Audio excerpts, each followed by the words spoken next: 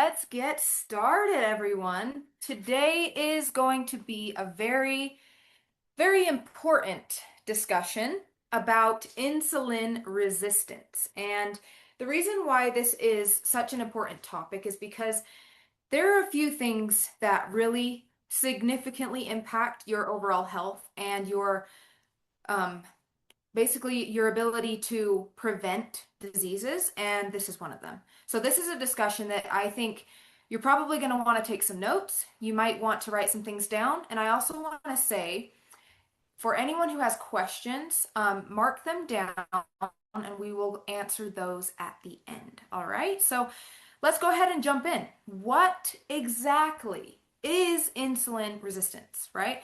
Insulin resistance is basically the inability of our body to take it. It's like the inability of the cell to be able to take in more insulin. The cell becomes resistant to insulin. And I really like the way that this is portrayed here on the slide. Let me pull this up here for you. Here we are. So right here you can see on the screen, it shows the depiction of a cell. And what happens is when we become insulin resistant, we can take in a lot of glucose from sugar, foods, carbohydrates are all going to raise our insulin. And over a certain period of time, the body becomes resistant to this signal. This is not a good thing. This is, again, we're going to discuss in detail why exactly this affects our body in such a negative way. But the easiest way to think about this is insulin resistance happens when the cells become less responsive to the insulin. All right, so let me go ahead and pull this up here. All right, so discussing who are the people that suffer the most with this. Who are the people that are maybe someone who should pay the most attention to this issue? And anyone who is overweight or obese. We're talking about people who are consuming lots of processed foods, lots of carbohydrates. If you are someone who deals with lots of stress on a daily basis, and I know that this is something discussed a lot, right? We talk about stress like it's just a normal thing, but even being sleep deprived increases your stress levels. Having a very stressful job, anything, any problems with your relationships and things like that, emotional stress counts in this category as well. Living a sedentary lifestyle, not moving a lot, this is also a culprit. Women and men who suffer with hormonal issues, and also adults over the age of 40. And we will discuss why this is so important, because we see muscle decreasing after around the age of 40. And this tends to be another huge reason why so many people are seeing insulin resistance as they get older. And here's the thing, I want to let you know a little secret. It is not aging. It is what happens when we don't take care of our bodies and we don't have the right lifestyle. And that is when people start to say, oh, I feel like I'm aging. That is because, again, the body is accumulating a lot of different toxins, right? So again, here are some of the signs. So I want you guys to now take a step back. I want you to be honest with yourself right now and ask yourself if you are currently dealing with any of these symptoms. And this could potentially be a sign that you are insulin resistant. Okay. Number one is that you struggle to lose weight and to keep the weight off. Or specifically, we should say, if you struggle to lose fat and keep it off. Number two is going to be you carry a lot of your weight in your abdominal area, in your stomach area. That is also a sign. Another one is constantly craving carbohydrates and sweet things. Another one is brain fog. A lot of people are suffering with this nowadays.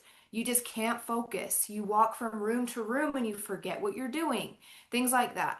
Also, feeling tired or fatigued after your meals. So you eat some food and then all of a sudden you're like, oh my gosh, I need to take a nap. Another one is feeling, again, we already mentioned this, but feeling hungry more of the time, and then having higher blood sugar levels. This is kind of a no-brainer. And then, of course, having more fat in our blood. And these are things that you will notice more so on blood tests. So if you want to check for this specifically in yourself to see if you have insulin resistance, you can get some blood tests done that will check your insulin levels, your triglycerides, and then that way you will know for sure if this is something that you are dealing with. And like I said, today I really wanted to discuss this because I have seen this in my own life with not only myself, but also with many, many, many clients that I've worked with over the years.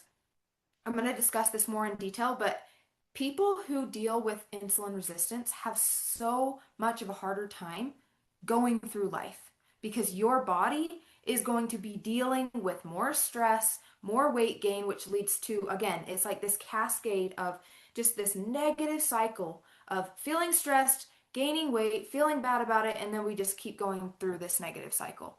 And I want to talk about why this, what we could even call diagnosis, right? Not really a diagnosis, but why this can lead to chronic disease. This is one of the underlying culprits of chronic disease. And this is because it causes immense amounts of inflammation in our body. It causes us to store more fat.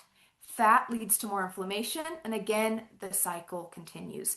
It damages our blood vessels. It causes, again, more hormonal issues. As we gain more fat, our body carries also more estrogen. More estrogen means more fat storage, and this is for both men and for women. And again, all of these things are going to lead to downstream issues that we see and then we get diagnosed with when we go to the doctor. Things like pre-diabetes, heart disease, and I mean, there's so many hormonal issues, PCOS for women, maybe low testosterone for men. We see people just feeling chronically tired all the time, and they think that it's just part of the aging process. But again, when we look deeper into what is really going on here, you'll see that this simple thing, insulin resistance, could be at the root of many, many, many of our health problems and our symptoms that we're dealing with.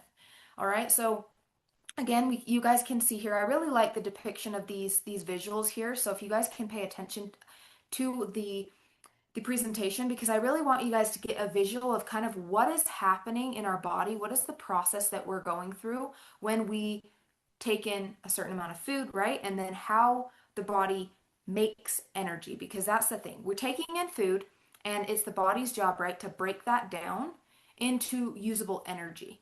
And what happens when our cells become insulin resistant is, again, we have our cell, and what the glucose molecules, right? The insulin is going to try to come in and bring in nutrients to the cell, but the cell says no. It becomes resistant. It will literally not allow it. Now your body has a hard time producing energy. And this is a huge issue, again, not only for your energy levels, but for helping make sure that our body can recover and be able to perform all of the natural functions that we need to be doing every single day. So this is very important to understand. So we can see here, we have a spike in blood sugar, right? When we take in food, we're going to have a natural spike in blood sugar.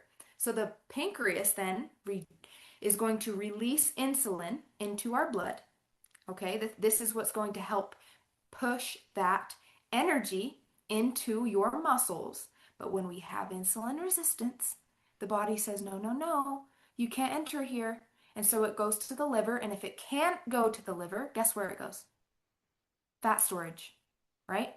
So we cannot lose fat in the presence of high insulin.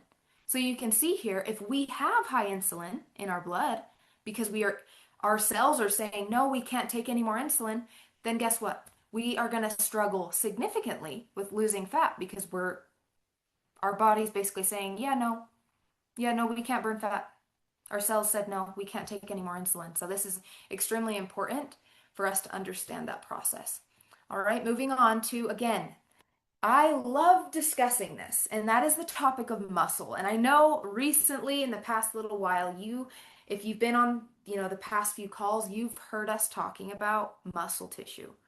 Why we're talking about it so much is because muscle is your metabolic engine.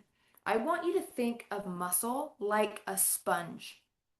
The way that your body works when it comes to glucose, right? And when I talk about glucose, I'm talking about sugars, carbohydrates, when you're consuming things like rice, bread, potatoes, all of these different things. Even fruits and vegetables are a source of carbohydrates. Your body is going to break it down and it's going to go into the bloodstream. The muscle that you have all over your body works as a sponge to soak up that insulin out of your blood. So if we are under muscled because we're not exercising, we're not using our muscles during the day, right? There's nothing for there's no sponge per se to soak up the insulin and remove the sugar from our bloodstream, right? So we can see how this is an issue. And so again, this is why I really love to discuss muscle, because it's not just, and it's not even just about, of course, building muscle, but using your muscle. This is why I've discussed this in past calls as well, moving throughout the day. People who are sedentary are significantly more unhealthy than all other people. Like, even if you go to the gym, let's say you go to the gym for an hour in the evening, if you are sedentary, meaning you're sitting for all the rest of the day, you're still going to deal with some negative health consequences. It is more important also that we move periodically throughout the day.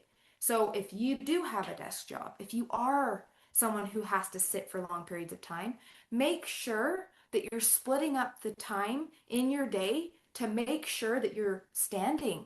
Go for a short walk, 5 to 10 minutes, because this is going to allow your muscles, again, to move. And when we move, we burn through those calories in the form of glucose, right? And we lower our insulin. This is going to help reduce our insulin resistance, making it much easier for us to notice again that we need our muscle and why that's so important. So again, what happens, and I kind of already explained this, right? So we eat food, we've taken a meal, something like that, right?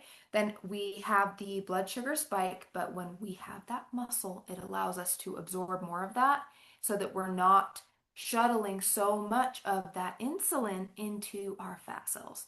So again, the biggest thing that we can say here, right, is strength training. Why we talk about this so much, why we created a 60-day challenge, why we have the protocol, so that you can have a system to follow to help you build muscle, maintain your muscle, so that again, we have all of the necessary tools that we need to allow our bodies to become more insulin sensitive. All right? We have insulin resistance, right? The body says no more insulin here. I cannot take any more insulin. Then we have insulin sensitive. Very, very different things. In fact, they're quite the opposite. Muscle helps you become insulin sensitive, meaning that when you eat food, your muscle is going to soak it up like a sponge. And guess what? You then will not have to deal with insulin resistance. So this is a perfect way for us to not only help ourselves now, but help ourselves in the future. Like I mentioned earlier, what happens after the age of 40, we start to see the drop in muscle, we start to see the hormonal changes and different things like that. So if we can prioritize our strength training, then we can significantly decrease our chances of having this happen to us. And I do want to bring up the importance of why a lot of people are seeing these problems, because maybe they focus only on eating less food, and maybe they're thinking, okay, well, if I push my body more, then I will deal, or I'll start to solve this problem, right? I wanted to give an example. Let's say that you go to your doctor, right? And your doctor diagnoses you with insulin resistance. Most of the time, the first thought in our head, especially if your doctor explains this to you, is going to be, oh boy, I'm probably eating maybe too much sugar, too many carbs. I need to eat less and I need to exercise more. Here's the issue again. When people have this approach, are we going to improve our insulin levels temporarily? Yes, because we're using the energy. But what happens down the line, because we're not eating enough food and because we're over exercising, we're going to start burning through our muscle. That is why this discussion needs to be talked about more often. It's not about eating less and moving more.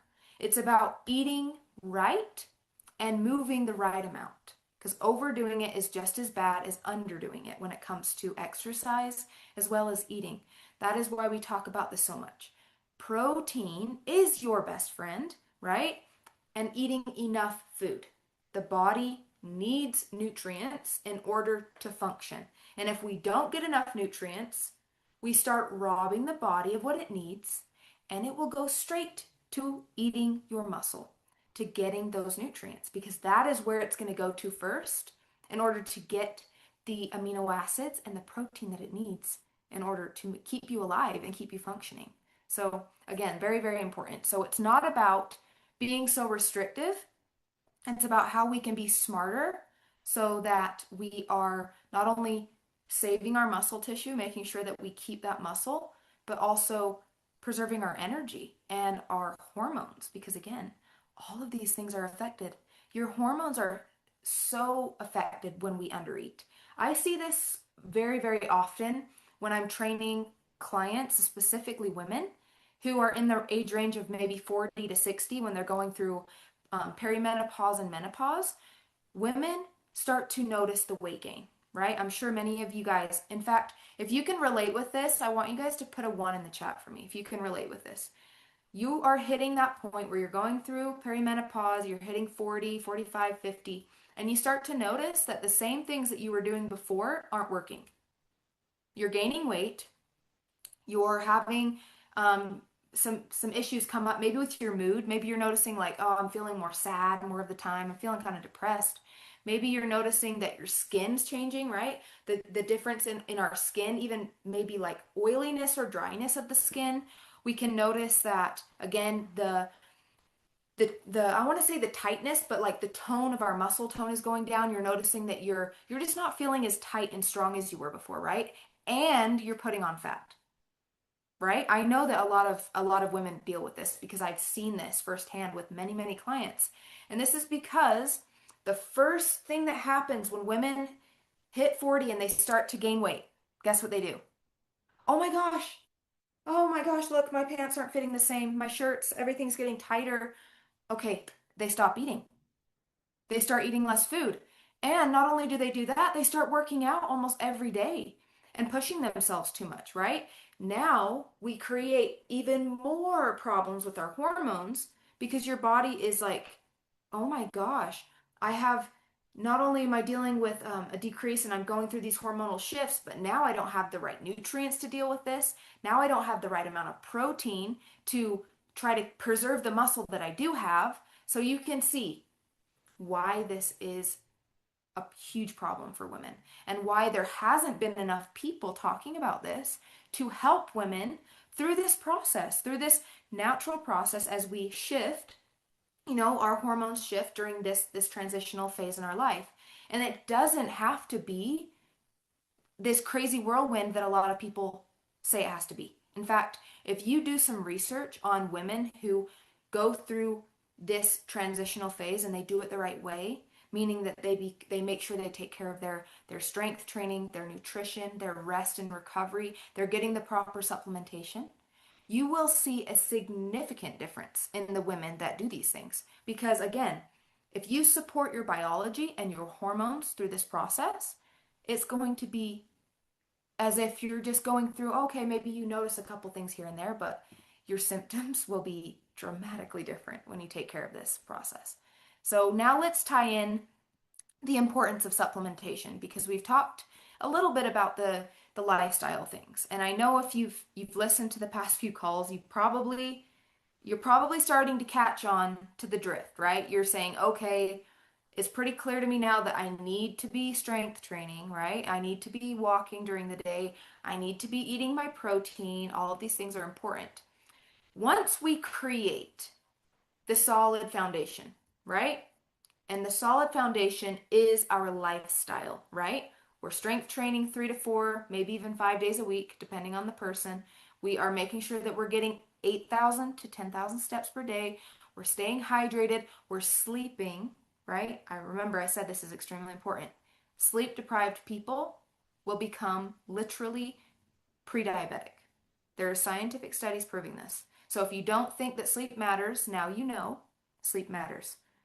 At least 7 to 9 hours of sleep, right? Women actually need more sleep than men. Fun fact. So make sure you're getting in your sleep, right? All of these things, making sure you're hitting your protein. This is what I mean when I say foundational healthy lifestyle.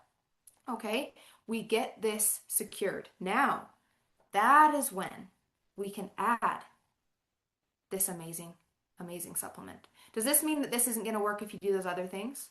Not necessarily. Of course, this is very powerful, but I'm just saying if you want to maximize your benefits, if you want to support your biology, then you need to do this. If you want to support your hormones and your longevity, then you need to make sure you're doing all of the things, right? So, this tri-GLP, this is an amazing, amazing discovery. In fact, this has been something, it's not new. If you haven't heard of peptides or GLP-1s, this is not a new discovery. These things have been being studied now for, I mean, a long, long time. In fact, the first peptide that came out was insulin.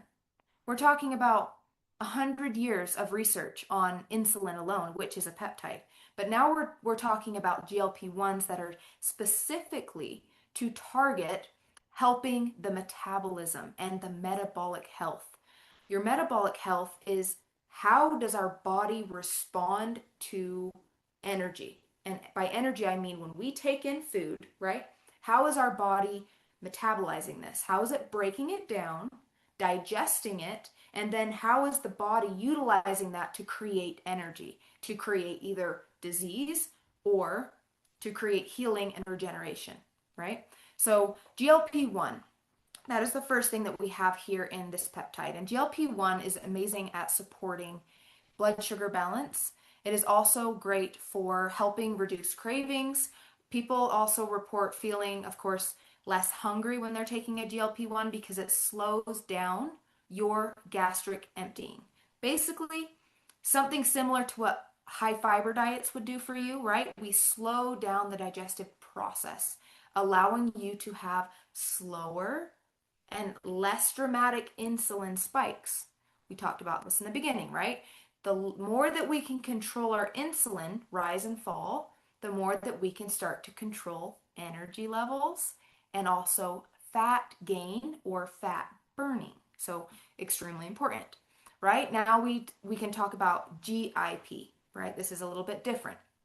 This also is going to help you have a healthy insulin response, but this one is a little bit different in the way that it helps repair your gut lining. This is going to help with basically uptake of nutrients. So the better our gut health is, right? The more healed our gut is, the more we're going to be able to absorb the vitamins, minerals, and nutrients that we are getting from our food, right? If you are someone who deals with leaky gut or you have a lot of problems with your stomach and feeling bloated all the time, things like that, that does impair your ability to digest and absorb nutrients. And this is very, very important because obviously we need to be absorbing these things from our food. So GIP does an amazing job at helping repair the gut lining so that we can start getting more nutrients from our food and supporting our hormones, supporting fat loss, and helping control our insulin. So very, very important. And the third one, this one I really, really love, and that is glucagon. This one is a powerhouse because this is going to turn on your fat burning potential. Why? Because it increases your energy expenditure, for number one. And number two, it's also going to help basically release energy and stored energy from your liver. There's so much that I could go into here. I don't want to get too scientific, but just to understand this, when you eat a lot of food, a lot of the excess, like I was saying before, the excess calories are stored in our liver. What this is going to do is it's going to help release it so the body can burn through it. This is going to allow you again to tap into fat burning faster. So this is just going to make it a lot easier for your body to go and burn through your fat again, because when we pair all three of these agonists together, that is why we have the perfect conjunction of a GLP-1, helping with insulin levels, helping you feel more full, helping control your satiety so that you're not constantly wanting, to eat things all day and having cravings. We have GIP, helping to heal your gut so that you can absorb nutrients. And then, of course, we have glucagon, now controlling, basically allowing your body to tap more into your fat burning, helping you burn through that excess energy so that we're not storing it in our fat cells. Because once again, when our liver gets full, all of the excess energy is going to be stored in fat cells. So it's very, very crucial that we understand that. And that is why this specific product is very, very good at helping reduce people's insulin resistance. Because again, when we're talking about insulin resistance, I mean, the name says it all. Your body is not responding well to insulin. So anything that's going to help our body respond better and become more sensitive to insulin is going to help eliminate this issue, right? So tying all this together, right? Like I just said, we want to be insulin sensitive. Every time that we eat food, we want the body to soak it up, right?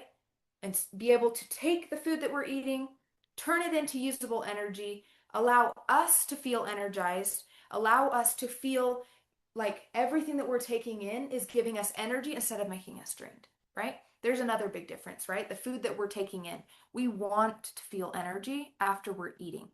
And that is why we've discussed today importance of eating protein, making sure that our diet is not so high in in processed foods, right? We don't want to be eating so many different, white bread and like candies and carbs and all these things that I'm sure many of us already know that probably we shouldn't be eating tons of, right? Making sure that our diet stays cleaner because the more healthy that we eat, the more that our body is going to be able to have an easier time reversing insulin resistance and making us insulin sensitive, right? And so carbohydrates tend to be the number one culprit, you could say, in raising your insulin, right? Because you have a very large insulin spike with high glycemic foods, right? I've already mentioned them to you. Sugar is one of them. Bread is another one. Potatoes, all these things. Doesn't mean they have to be vilified and you have to say, I'm never going to eat carbs again. But the reason why I'm bringing this up is because we need to be smart about how we put the foods together, how we are consuming these on a daily. And now that I'm saying this out loud, I think that it might be a great idea for us to maybe do a call on this and discuss maybe more in detail about how we can pair foods together and how we can basically eat and put our foods together, our macros together to allow our bodies to utilize the energy in the best way possible. So we'll discuss that in the future. And then also resistance training. I'm sure I can't really stress this one enough. Making sure that you're lifting weights. Your running and cardio does not count as strength training. Cardio is a very, very different animal, completely different. Strength training means that you are putting your muscle, right? Your muscles and your skeleton, your bones, under stress. And the only way to do this is by putting yourself in a position where you are lifting something heavy. This is not just good for muscle, this is good for your bones. Bones need pressure to keep your bone density. And as you age, you lose bone density. So if you want to keep stronger bones, if you want to maintain your strength, your ability to prevent bone breaks in the future, especially as you age, you need to lift heavy things. And before people get freaked out and say, oh my gosh, that sounds so scary, I can already hear some of the ladies saying, oh my gosh, this sounds so intimidating. And I don't want anyone to feel intimidated. If you need support in this, find yourself a coach or a trainer that can guide you through the process. It's not about necessarily going and trying to do this alone, right? Like wherever you're at, find someone locally who can show you how to do the movements correctly, things like that, so that you're not putting yourself in a position to get injured. Because I'm not telling you to go out there and, deadlift and squat and do all these crazy things if you have no prior knowledge or experience doing these things. Because that also would not be good, right? We don't want to get injured. So make sure that you're being smart with this. But it would be very smart for you to strength train and get yourself into that arena with support. And if you already have some support with that, then start building a regimen. And I know that one way that we are doing that right now is with our 60-day challenge. A lot of people that are in this challenge are already having great success with this, and being able to have the process and the protocol is very, very helpful because you don't have to guess what you need to do. It's all there for you. So, very important. Daily movement. We've already discussed it. You need to be moving your muscles throughout the day. This is how we naturally reduce insulin throughout the day. In fact, I want to share another thing that is extremely helpful. Very helpful tip. Walk for 10 to 15 minutes after each meal. If you can walk 10 to 15 minutes after each meal, you are going to help lower your insulin response to those foods.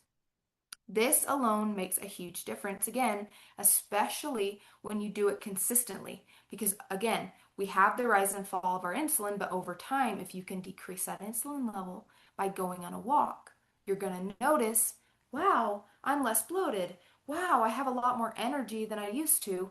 And overall, your body composition is going to change and you're going to feel a lot better. So add in a walk throughout the day and specifically try to time this after your meals. All right. Next is hydration, right? We talk about this a lot, and it's not just about drinking water, it is about drinking electrolytes as well. Doesn't mean you can't drink water for most of the day, but at least one time per day, you need to make sure that you're getting in your electrolytes. Every single one of us is in a certain degree of stress. You're a human being, you're an adult, we're adults, we're going to be under stress, right? Everyone has stress. When you're stressed, your body burns through minerals. And most people do not get enough minerals throughout the day. We're not getting minerals in our water anymore, and most everyone is depleted.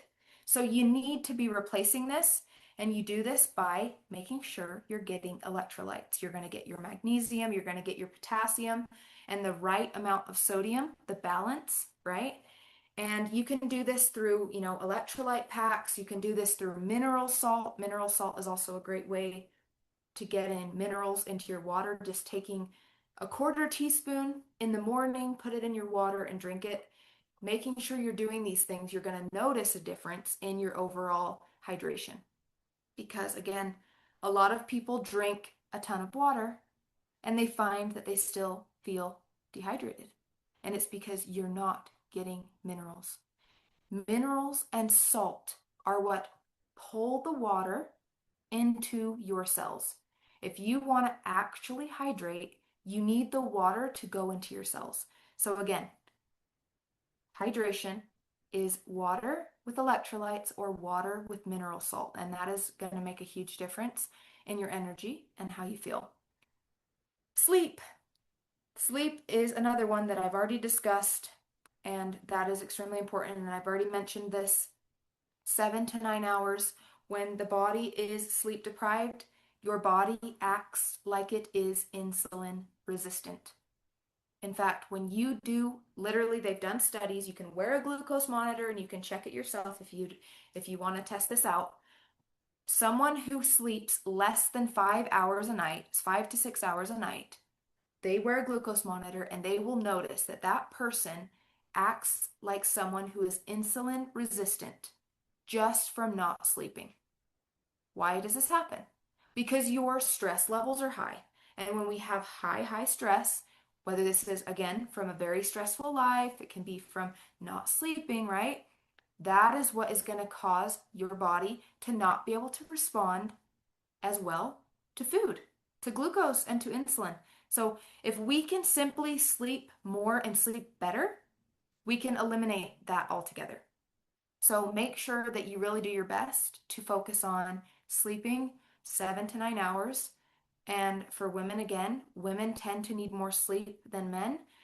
There's a lot of studies now showing that as well. So last but not least is our whole foods.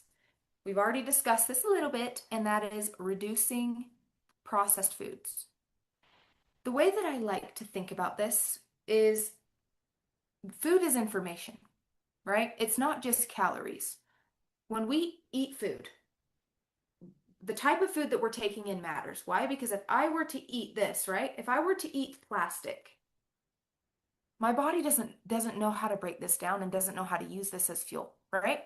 But if I take in um, some meat or chicken or rice or something like that, the body recognizes that as fuel and can turn that into usable energy.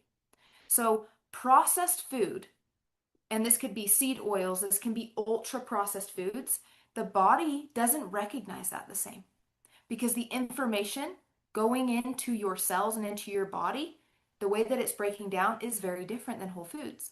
So if you want to have a cleaner body, a cleaner vehicle, we need cleaner fuel.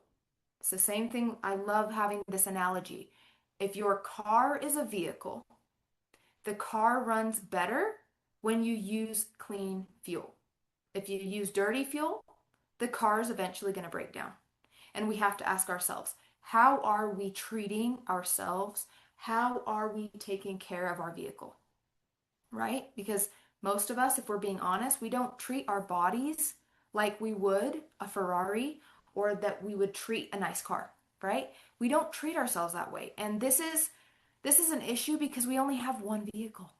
We have one body to get us through this life, and it deserves to be treated with love and kindness and respect. And it's going to take a little bit of attention. It's going to take some intention and maybe some education, right? Like that's what we're here for. That's why I do these calls so that we can share this information with each other, that we can learn these things, and we can start to love ourselves more by taking care of our bodies and again improve not only our physical well-being but also our emotional well-being, also improve our financial well-being, because when we take care of us, we have a better life in all aspects. You make more money when you have more energy.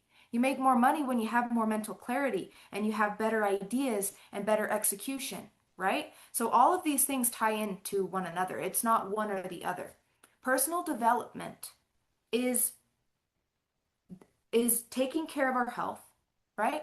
Taking care of our emotional and mental well-being, taking care of our finances. It's all a circle of when we take care of us, we have better results. So again, I know how important health is, and I know that I believe it, and I would love to pass that on to you. And hopefully, you can take some of my belief, you can take some of the things that have really benefited me in my life and be able to use this for your own good and also for the people in your life. Because you benefiting from this information and applying this into your life, it's not only going to benefit you, it's going to benefit your spouse, it's going to benefit your kids, it's going to benefit your family members, it's going to benefit everyone who's in your circle watching you. Social media, in your business, your leaders, people pay attention to you. People pay attention to what it is that you're doing on a daily basis. And if we want to be good leaders and lead by example, then we have to also show up for ourselves. This is part of the process. And so, again, I want to make sure that we're all understanding how important this is again. And I know that I've already discussed most of what's on this slide here. You know, we're gonna notice more energy. We're gonna notice all these benefits. And for those of you who are watching this today and maybe you haven't yet tried this amazing product and you want to get your hands on this, reach out to the person who invited you to the call today and they will set you up and get you everything that you need, because this is an amazing, amazing product that is not only going to benefit you, but is also going to benefit a lot of people around the world, people who get their hands on this.